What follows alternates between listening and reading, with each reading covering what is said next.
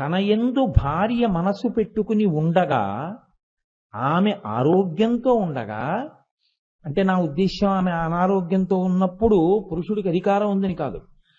ఆమె తన యందే మనసు పెట్టుకుని ఉండగా, తనతో జీవితమును గడపడానికి ఆవిడ ఎంతో సంతోషంతో ఉండగా, పరస్త్రీ యందు మనసు పెట్టుకున్నటువంటి పురుషుడికి ప్రాయశ్చిత్త కర్మ ఏమిటో తెలుసా అండి? చచ్చిపోకుండా ఉండాలంటే, అపమృత్యు దోషం రాకుండా ఉండాలంటే, భిక్షాపాత్ర చేత్తో పట్టుకుని వెళ్ళిన ఇంటికి వెళ్లకుండా కొన్ని సంవత్సరముల పాటు ఇళ్ల ముందు నిలబడి ప్రతి ఇంటి ముందు చెప్పాలి, అమ్మా నా ఒంట్లో ఓపికండి, ఒళ్ళు మదించి ఇంట్లో నా యందు అనురక్త అయిన భార్య ఉండగా ఊళ్ళో ఉన్నటువంటి ఆడవాళ్ళని చూడకూడని చూపు చూసి ఒక స్త్రీని నేను అనుభవించాను.